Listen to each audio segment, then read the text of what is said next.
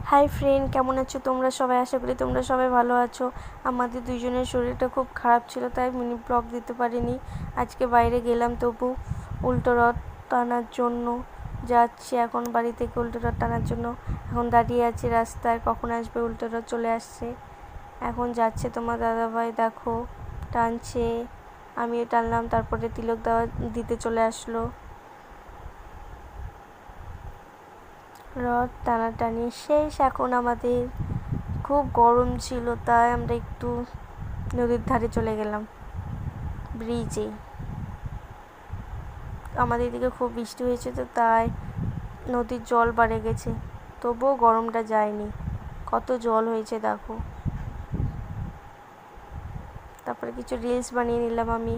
এখন হাওয়া খাচ্ছি, খুব সুন্দর ওয়েদার, আবার বৃষ্টির ফোঁটাও পড়ছিল একটু একটু।